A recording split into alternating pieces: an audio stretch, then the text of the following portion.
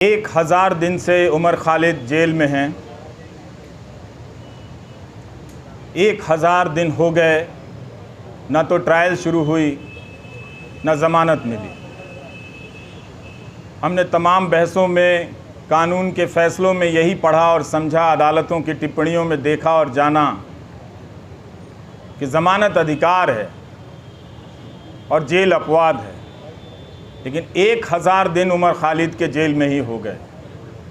और आज आप सभी जो भी इस मौके पर यहाँ जमा हैं, जिन्होंने ट्विटर पर लिखा है और आप सबके सैकड़ों मोबाइल फ़ोन के ज़रिए जो लाइव लोग देख रहे हैं, उन सब ने एक बहुत बड़ा काम किया है। पूरी कोशिश यही है कि उमर खालिद की लड़ाई भुला दी जाए, लेकिन आप सब ने आकर जता दिया कि लड़ाई भुलाई नहीं जा सकेगी। उसकी अकेले की लड़ाई अंदर की है, लेकिन बाहर भी आप उसकी यातनाओं को जो वो झेल रहे हैं उसे आप महसूस करते रहेंगे। हमने पिछले 9 सालों के दौरान राज्य की हिंसा करने की क्षमता को बदलते हुए देखा है। अब राज्य अपनी पार्टी, गोदी मीडिया और आईटी सेल के ज़रिए आप पर मानसिक हिंसा करता है, आपको बदनाम करता है। और इसकी शुरुआत अगर ठीक तरीके से देखी जाए, संगठित तरीके से देखी जाए, तो उमर खालिद से होती है। जब वो अनजाने में उन टीवी चैनलों के स्टूडियो में चले गए इस उम्मीद में कि इन चैनलों के ज़रिए किसी की बात रखी जाती है, किसी का पक्ष रखा जाता है, मगर जब तक वो जाते तब तक चैनलों ने अपना रुख हमेशा के लिए आने वाले 10-12 साल और न जाने और कितने साल के लिए बदल लिया था। तो उस गोदी media, IT cell, political party के ज़रिए एक पीएचडी के छात्र को देशद्रोही के रूप में स्थापित कर दिया गया। समाज की नज़र में उसे कमज़ोर कर दिया गया, जो पहले से ही कमज़ोर था।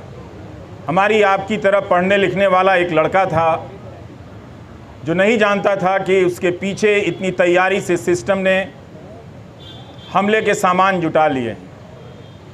दूसरा तरीका राज्य ने अपनी हिंसा का ये बदला, ये आप सभी जो सुन रहे हैं उसे समझना भी चाहिए कि पहले राज्य कानून की धाराओं की आड़ में छिपकर हिंसा करता था, लेकिन अब हिंसा करने के लिए वो कानून बनाने लगा है ताकि वो खुलकर हिंसा कर सके। ये बदलाव आया है और आज राज्य, हम सब देख रहे हैं, सिर्फ उमर खालिद नहीं हैं, शोमा सेन भी हैं भीमा कोरेगांव केस में 5 साल से अंडर ट्रायल हैं। जब बड़े बड़े न्यायाधीशों को अंडर ट्रायल के बारे में बोलते हुए सुनता हूँ तो मुझे लगता है कि यही 2-4 केस उन्हें भी नज़र नहीं आते होंगे, या उन्होंने भी अपनी सुविधा के हिसाब से इन कुछ केस को देखना सुनना बंद कर दिया है, इस तरह से कि ये केस छोड़कर बाकी और केस पर बोला जाए। तो कभी भी सबके सामने में है, सुप्रीम कोर्ट ने तमाम टिप्पणियां की है ज़मानत को लेकर, सबके सामने ये बात है, मगर कभी भी 1000 दिन तो सुनवाई चली है दिल्ली की निचली अदालतों में, बेतवा शर्मा ने लिखा है, और कोई 400-300 दिन दिल्ली हाई कोर्ट में इस तरह से ज़मानत को लेकर सुनवाई चलती रही है। इसके बाद भी ज़मानत एक इतनी मुश्किल उम्मीद इस लड़ाई में बनकर सामने आ गई है। यही उम्मीद कर सकते हैं कि कभी कभी न्याय व्यवस्था की अंतरात्मा किसी रात तो जगती होगी, और जब जग जाएगी तो देखेगी कि कानून के हाथ लंबे नहीं, उस कानून के हाथ रंगे हाथ भी होते हैं। उसे नज़र आएगा, वो बात समझ में आएगी कि क्या हो रहा है। हम सब ने यह भी देखा है कि मीडिया के स्पेस से उमर खालिद को धीरे धीरे पीछे की तरफ धकेल दिया गया, किनारे कर दिया गया, ताकि भुलाने की प्रक्रिया में तेज़ी आए।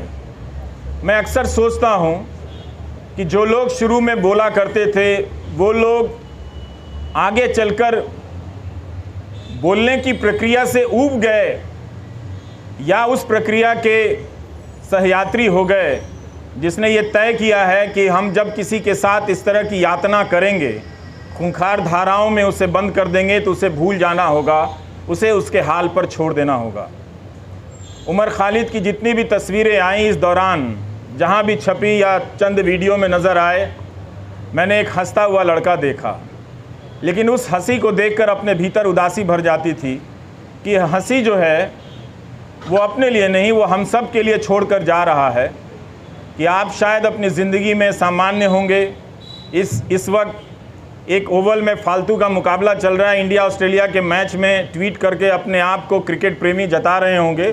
जता सकते हैं, बिल्कुल अपनी ज़िंदगी जी सकते हैं और ज़िंदगी को उसी रोशनी और संगीत के साथ जी सकते हैं।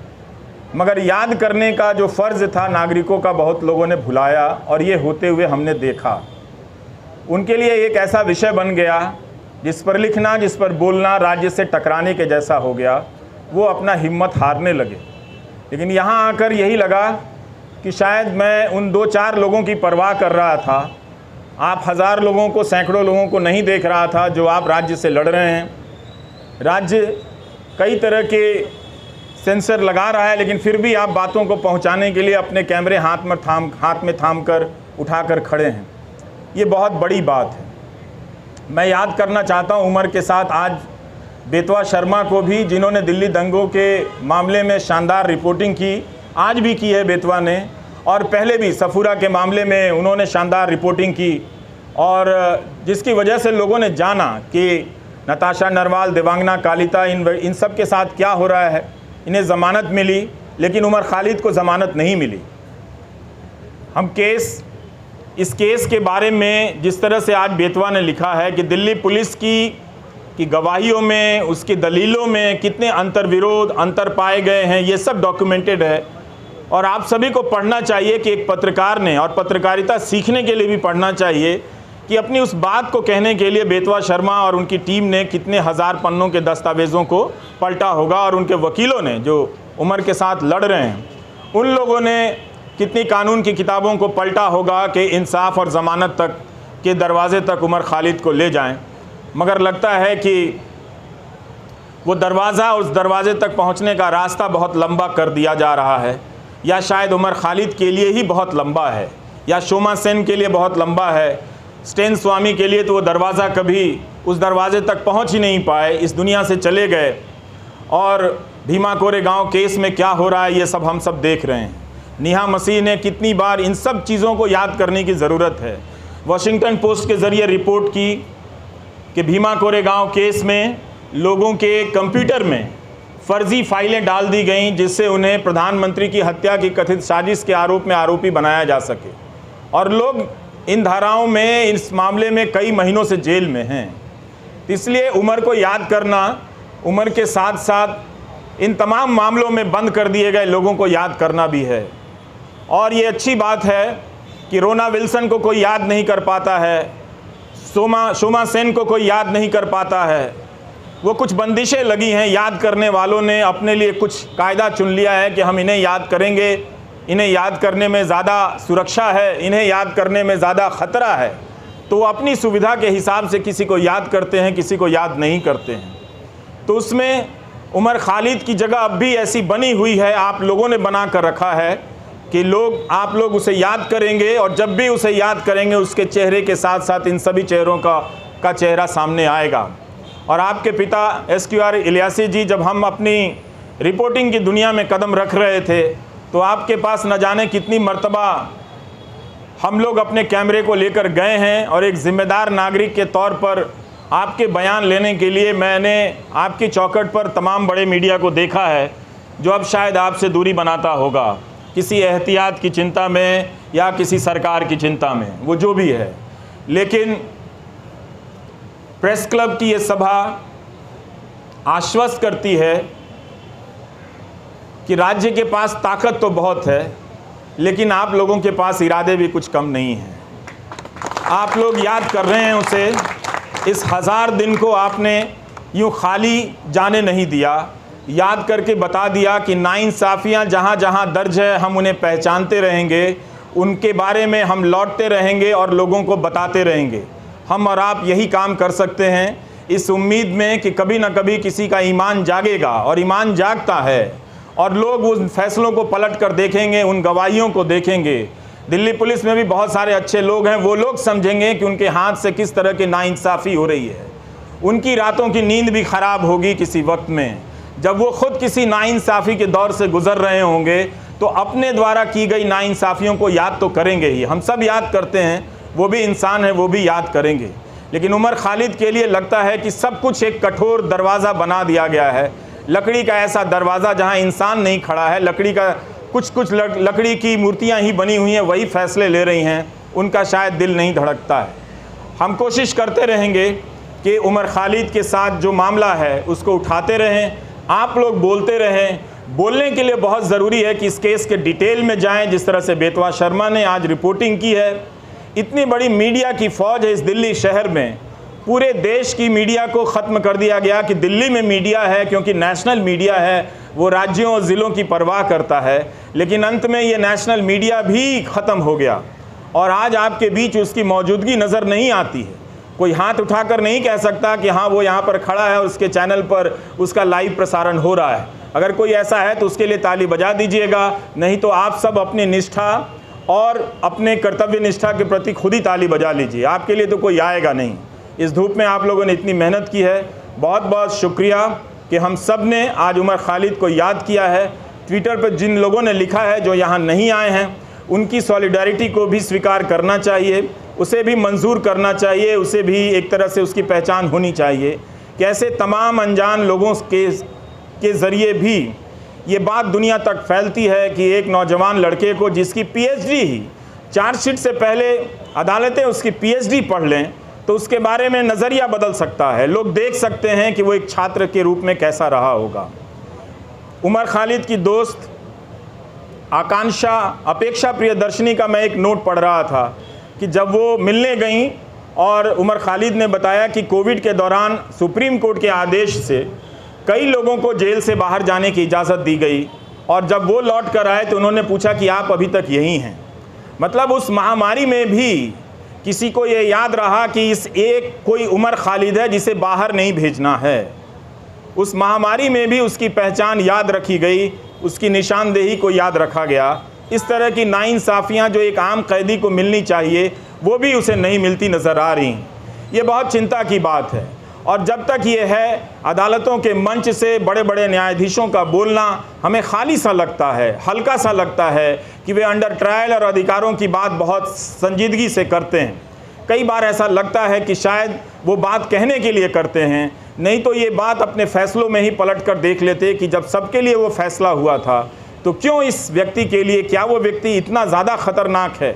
मीडिया अगर धारणा बना देगा, गोदी मीडिया का एक एंकर रोज़ दंगाई मानसिकता फैलाता है, उसके खिलाफ कोई कार्रवाई नहीं हुई, और उस तरह के एंकरों से किसी को देशद्रोही बना दिया जाता है, उस पर राज्य व्यवस्था और न्याय व्यवस्था उसे लेकर इतना क्रूर हो जाती है, कोई दया भी नहीं दिखाती है, उसका प्रदर्शन नहीं करती है।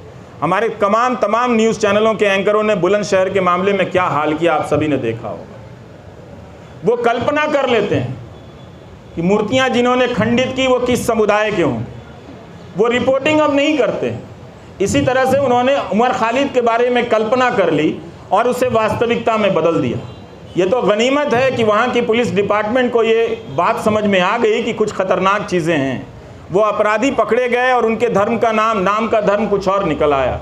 नहीं तो पता नहीं वो एंकर उस घटना के बहाने इस समाज में कितनी जहर और कितना आग फैला दिया होता, और किस तरह के खेल खेले जा रहे हैं इस तरह से।